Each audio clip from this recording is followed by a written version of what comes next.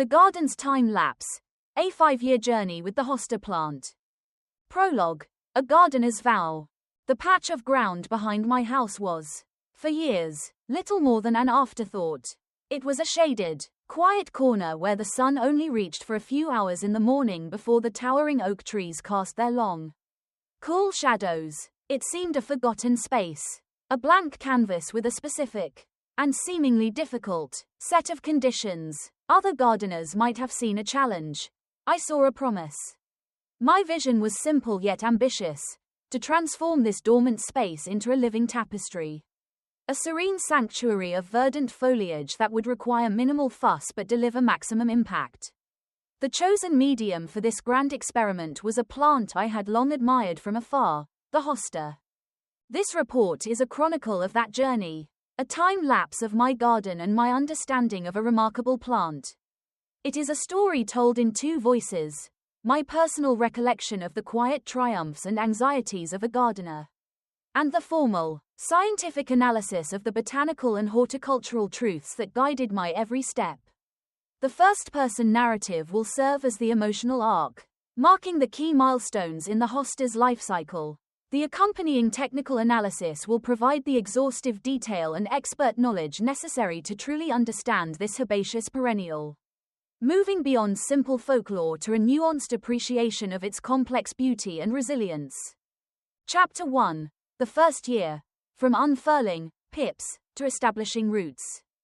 The first year was about foundations, both for the plants and for my own gardening practice. The initial excitement was tempered by the meticulous work of preparing the soil. It was early spring, and the ground was still cold, but the first signs of life were already apparent. Small, tightly furled points, which looked like armored spears breaking the soil's surface, began to appear. These were the pips, the very first sign of the Hosta's return, and their appearance was the starting gun for my project. I carefully prepared the garden bed, adding generous amounts of organic matter, and with a spade, I began the careful work of placing each bare root crown. The act was a quiet vow, a promise to the earth. With each plant nestled into its new home, a new layer of the garden was established, and I stepped back, filled with a sense of accomplishment and the eager anticipation of the unfurling leaves. A horticultural and historical primer. The plant so widely known for its striking foliage is a genus of herbaceous perennials. A member of the Asparaceae family, this classification is a modern update from an earlier placement within the Liliaceae family, which highlights a deeper understanding of its botanical relationships. The genus is native to Northeast Asia, with its ancestral homes spanning China, Japan, Korea, and the Russian Far East. It was first introduced to the United States in the mid-1800s, where it would soon become a coveted staple in American gardens. The name, Hosta, was formally bestowed upon the genus in 1812 by the Austrian botanist Leopold Trattenig in honor of his peer, Nicholas Thomas Host. An older, less common name, Funkia, was also used in some literature, referencing Heinrich Christian Funk, a German botanist. This rich botanical and historical context frames the Hosta not just as a plant, but as a living testament to centuries of global exchange and scientific discovery. The Hosta's unique morphology sets it apart from other perennials. It is classified as an arborescent herb, meaning it is a stemless plant. It grows from underground stems called rhizomes, which are sometimes stoloniferous, forming a clumping habit that can vary widely in size depending on the variety. The leaves themselves arise directly from a central rhizomatous crown, creating a rounded to spreading mound. Detailed botanical descriptions note its parallel-veined leaves, with petioles sheathing, sulcate, subpeltate, and flowers produced on an inflorescent scapos racemi. These precise terms offer a clear, expert-level description of the plant's physical architecture. The art of planting, a foundational guide. Successful cultivation begins long before the plant is in the ground. The timing of planting is crucial, with two key windows of opportunity. The ideal time is early spring, as soon as the soil is workable, which allows the plant to establish its root system before the onset of summer heat. Alternatively, late summer or early fall is also an excellent period, provided that the planting occurs at least 30 days before the first fall frost date, which gives the plant time to acclimate before entering winter dormancy. Planting during the heat of midsummer is generally discouraged, as high temperatures and dry soil can make it difficult for the plant to establish. A common misconception about hostas is that they are shade-loving plants that can thrive in any dark corner of a garden. In fact, they are shade-tolerant, not shade-loving, and require at least some bright or filtered light to flourish. The ideal location provides morning sun or dappled light for 4 to 6 hours a day, such as a site underneath the canopy of large shade trees. This is a crucial distinction. The light requirements are not a one-size-fits-all rule but vary by cultivar. Blue-leaved hostas, for example, require more shade to prevent the waxy, glaucous coating on their leaves from melting, which would result in the foliage turning green. Conversely, gold-leafed, fragrant, or variegated varieties require more sun exposure to develop their vibrant colors and produce abundant flower stalks. Placing a plant in a location with insufficient light for its specific needs can lead to faded color, while too much direct afternoon sun, especially in warmer climates, can result in scorched leaves. The success of a hosta garden, therefore, depends on a nuanced understanding of the needs of each specific cultivar and a careful matching of the plant to the garden's microclimate. Equally as important as light is the soil. Hostas prefer rich, fertile, and well-drained soil with a slightly acidic to neutral pH range of 6.0 to 7.5. The addition of organic matter, such as compost or well-rotted manure, is essential to improve soil structure, enhance nutrient content, and ensure proper drainage, preventing the wet feet that can lead to root rot. The soil's pH is a measure of its acidity or alkalinity, and it profoundly affects a plant's ability to thrive. A well-known analogy illustrates this concept powerfully. One can think of the plant's delicate root hairs as human hands. Just as an overly acidic or alkaline solution could burn and damage a person's hands, rendering them unable to function, an incorrect soil pH can destroy the root hairs that absorb nutrients and water. Without the proper pH, watering and fertilizing become far less effective, as the plant cannot absorb the essential elements it needs, and in some cases, certain soil elements can become toxic. This understanding of the plant's internal biological processes elevates the practice of soil preparation from a simple task to a critical act of nurturing. To prepare a planting hole, it should be dug to the same depth as the root ball but at least twice as wide to allow the roots to spread horizontally. The hole should be filled with amended soil, and after planting, a layer of mulch should be applied to help retain moisture and suppress weeds. Chapter 2. The First Summer. A symphony of foliage and flowers.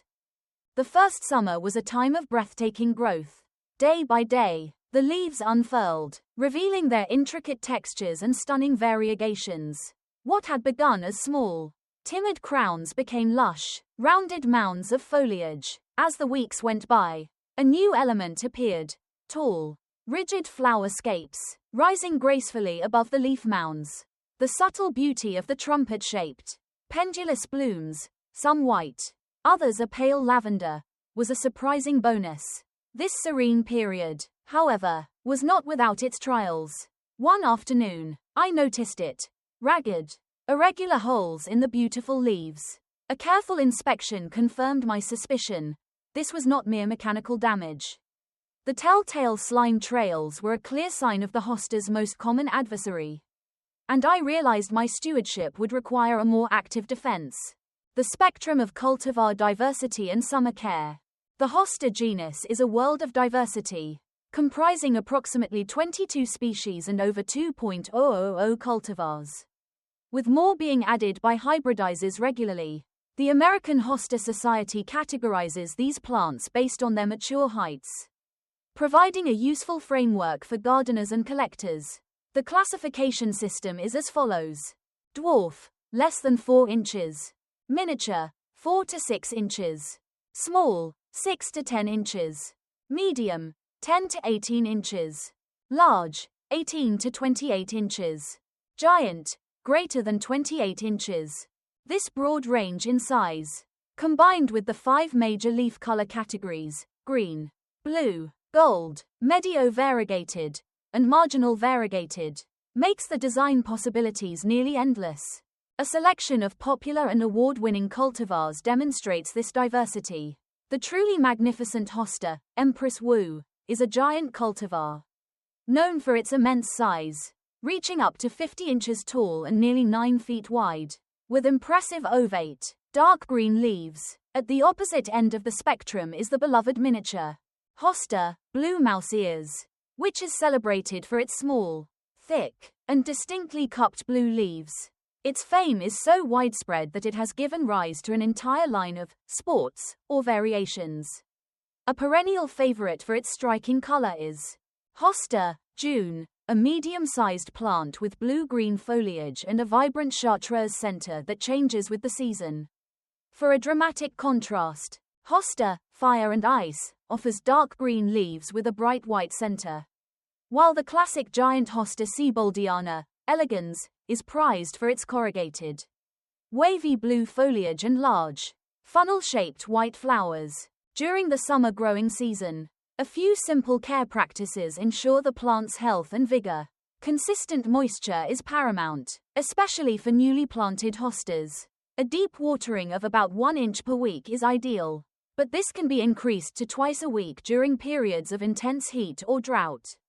It is far better to water deeply and infrequently than to water shallowly and often, as deep watering encourages the development of a robust root system. When watering, it is a crucial practice to apply water directly to the soil at the base of the plant rather than from overhead. This keeps the foliage dry, which is a key measure in deterring both pests and fungal diseases. Hostas do not require heavy feeding. The easiest and most effective way to fertilize established plants is to apply a healthy layer of compost in the spring when the shoots first emerge. A balanced organic or slow-release granular fertilizer can also be used. Applied according to package instructions. It is important to avoid fertilizing in late summer or fall, as this can encourage new growth that is tender and highly susceptible to damage from the first frost. Battling common adversaries, pests and diseases. Like any plant, hostas have their share of enemies, with slugs and snails being the most common and damaging pests. Their feeding leaves behind large, irregular holes in the foliage and can be confirmed by the presence of a telltale silvery slime trail. A number of management strategies, both organic and chemical, can be employed to combat them. A key preventative measure is to thin crowded plants to increase air circulation and reduce the humid, sheltered environment that slugs prefer. Watering in the morning rather than the evening ensures the soil is drier when slugs become active at night. Organic remedies include setting up beer traps, which attract and drown the pests, and sprinkling coffee grounds around the plants, as the caffeine is poisonous to them and the grounds provide a dual benefit as a natural fertilizer. Other common pests include deer, which can quickly defoliate a plant, and voles and mice, which eat the roots and cause the plant to wilt and collapse. Beyond pests, hostas can be susceptible to various diseases, particularly fungal infections that thrive in warm, wet conditions. Anthracnose is a common foliar disease characterized by irregularly shaped, tan to brown spots with dark borders, which can eventually cause the centers of the spots to fall out, leaving the leaves with a tattered appearance. Another serious fungal disease is southern blight, which causes the base of the leaves to rot, leading to wilting and collapse. Proper cultural practices are the most effective means of prevention. This includes ensuring adequate spacing between plants to allow for good air circulation and avoiding overhead watering, which can spread fungal spores.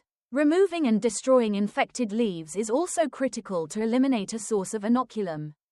The causal connection between these seemingly minor gardening habits and the overall health of the plant is profound.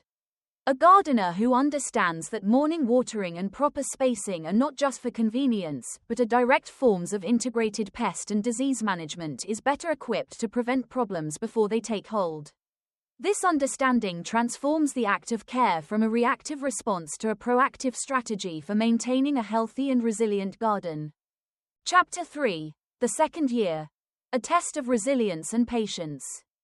The second autumn was a true test of my patience. The first frost hit, and almost overnight, the lush, vibrant leaves of summer turned into a mushy mess. What had been a source of pride now appeared to be a disaster. My initial worry was palpable. Had I done something wrong? Had I killed the plants? A quick Google search reassured me that this was normal, a signal that the plant was preparing for its long winter sleep. The fear of failure was real, a common emotional journey for any gardener new to perennials. I dutifully cleared away the dead foliage and waited. The following spring, the sense of relief and joy was immense. The first pips emerged, and not only did they return, but they were stronger, more numerous, and more vigorous than before. The plants, and my understanding of their nature, had both deepened. The hosta, I realized, offers a profound lesson in trust, teaching the gardener to have faith in the cycles of nature, the rhythms of dormancy and environmental pressures. The hosta's predictable return each spring is a direct result of its perennial nature. They are reliable, long-lived plants that are winter-hardy in USDA zones 3 to 9. A period of dormancy is a physiological requirement for their long-term health, necessitating at least 30 days of temperatures below 40 degrees Fahrenheit. As the seasons change, the foliage naturally dies back in late fall or winter, but the rhizomatous crown below the soil's surface remains dormant, storing energy for the next growing season. The death of the foliage in autumn is not a sign of failure but a crucial, genetically programmed period of rest and renewal. Preparing hostas for winter involves a few simple, yet vital, tasks, while the plant itself is hardy and does not require protection from the cold. It is recommended to clear away all the dead foliage in late autumn after the leaves have died back. This simple act is a critical step in garden hygiene, as it eliminates a favored overwintering habitat for slugs and snails and removes any fungal spores that may have lingered on the leaves, preventing a potential infestation or disease outbreak in the spring. A thin layer of mulch, such as shredded bark or pine needles, can also be applied around the base of the plant to help moderate soil temperatures and protect the roots from the damaging effects of repeated freeze-thaw cycles, which can be particularly harmful to newly planted hostas. The mulch should be removed in early spring to prevent it from smothering new growth or causing crown rot. Container-grown hostas require a bit more attention due to their increased vulnerability to freezing. The general rule is to subtract one hardiness zone for potted plants, treating them as if they are in a colder climate. Recommendations for overwintering potted hostas include moving them to a sheltered location, such as against a wall with an overhang, or burying the container in the ground to protect the roots from extreme temperature shifts. Beyond pests and diseases, hostas can also suffer from damage caused by environmental factors. Scorch is the browning of leaf margins and turning brittle caused by too much sun, especially hot afternoon sun. Hail damage leaves distinctive, torn, and jagged holes in the leaves, while late spring frosts can harm new, tender shoots as they emerge from the ground.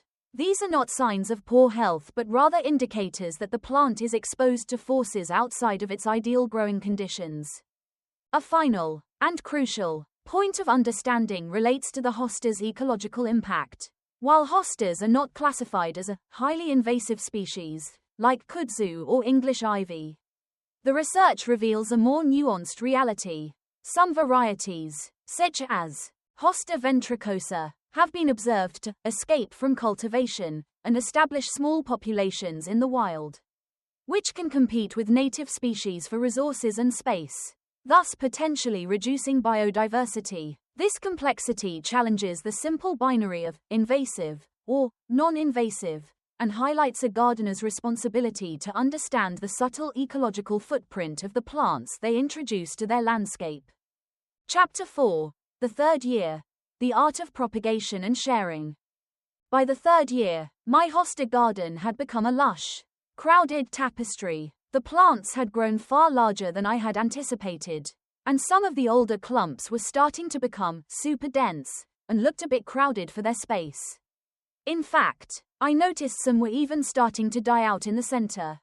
A clear signal that the time for multiplication had arrived. This manual labor, the act of dividing a plant, felt like a necessary ritual of renewal. I chose a large clump, carefully dug it out of the ground, and with a sharp spade, began the work of cutting through the incredibly tough and tight root ball. It required strength and patience. But with each cut, a new, viable plant was created, a small potential legacy that I could share with friends or plant in other parts of the garden. The act was a physical and rewarding testament to the plant's resilience. The gardener's multiplier. Division is the primary and most effective means of propagating hostas and is also a critical maintenance practice. When clumps become too dense, they can start to die off in the middle, and division rejuvenates the plant, keeping it healthy and vigorous. This process is generally recommended every 3 to 5 years, depending on the vigor of the variety. The act of dividing a plant reframes a physical task as an essential form of care, leading to a more robust and expansive garden. A step-by-step guide can demystify the process. Timing and preparation. The ideal times for division are in the early spring. As soon as the plant's eyes or buds begin to poke out of the ground, but before the leaves have fully unfurled. Or in the late summer or early fall, at least 30 days before the first frost. It is recommended to water the plant thoroughly the day before dividing to soften the soil and reduce transplant shock. Tools. A sharp spade, a garden fork, or a sturdy garden knife is essential for cutting through the dense root system. The process.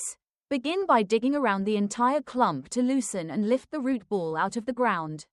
Once out, use a sharp spade or knife to cut the clump into smaller sections, making sure that each division has at least one or more eyes, buds, and a viable root system attached. The roots can also be gently pulled apart by hand, but this requires patience, replanting and care. Replant the new divisions at the same depth as the original plant, ensuring the crown is not buried. Water the newly planted divisions heavily to settle the soil and eliminate air pockets around the roots. Frequent watering is necessary throughout the first year to help the new plants get established and recover from the shock of transplantation.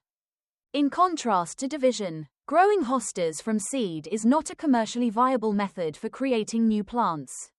This is because hostas are known for their genetic variability, and most seeds, even from variegated parent plants, will not produce an identical plant and will often revert to plain green or blue foliage. Growing from seed is primarily a method used by professional hybridizers to create new and unusual cultivars by cross-pollinating plants and discovering new traits in the resulting seedlings. The most common method of commercial propagation is tissue culture, which is a faster and more reliable method for producing a large number of identical plants. Chapter 5. The fifth year and beyond. A flourishing legacy. The garden has now reached maturity. What began as a scattered collection of small crowns has evolved into a flourishing, layered landscape. The initial trepidation has been replaced by a quiet confidence, and the physical labor of the early years has given way to the simple, enduring pleasure of enjoying a garden that returns year after year. The hostas have not only filled the space but have created a foundation upon which other plants thrive. A backdrop for a continuously evolving tapestry of color and texture. I have learned to appreciate the hosta's gift of patience and its ability to provide a stunning focal point with minimal fuss. A quiet legacy of beauty that will endure for years to come. Designing with the Queen of the Shade. The hosta's immense versatility makes it an ideal foundational plant for garden design. While beautiful on its own, it truly shines when paired with companion plants that share similar growing conditions, partial sun to shade and moist soil, but offer contrasting textures, colors, and forms. The act of pairing hostas with other shade-loving plants creates a multi-layered ecosystem that provides interest throughout the year. A detailed list of suitable companion plants includes spring blooms. Spring flowering bulbs like daffodils, tulips, and allium are excellent companions. as they provide a vibrant splash of early-season color before the hosta foliage has fully emerged. Foliage and texture. Ferns, coral bells, heuchera, and foamflower, tiarella, are prized for their delicate, lacy, or intricately patterned foliage, which provides a beautiful contrast to the hosta's bold, broad leaves. Other perennials, astilbe, with its showy plumes, and bleeding heart, with its elegant, heart-shaped blossoms, add vertical structure and color at the same time the hostas are reaching their prime. Shrubs. Larger shrubs like hydrangea, azalea, and dogwood can serve as the backbones of a shade garden, with hostas planted as an understory to soften their bare lower stems and fill out the landscape.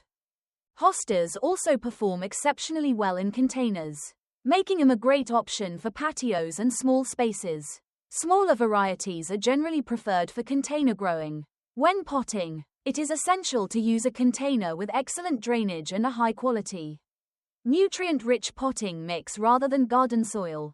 Potted hostas require more frequent watering than those in the ground and can be easily moved with a plant caddy to an ideal location that provides the right amount of light. A nuanced perspective. Longevity, toxicity, and responsibility. With proper care, a hosta can be a reliable long-lived perennial that can grace a garden for 30 years or more. The journey of a hosta, from a small pip to a mature, divided clump, is a testament to the rewards of long-term gardening. However, a full understanding of the plant requires an acknowledgement of its dual nature. While hostas are a beautiful and popular ornamental plant, and all species are technically edible for human consumption and grown as a vegetable in some Asian cultures, they are also toxic to common household pets, including dogs, cats, and horses. The toxic principles in hostas are saponins, which can cause gastrointestinal distress if ingested in large quantities. Symptoms can include vomiting, diarrhea, lethargy, and a loss of appetite.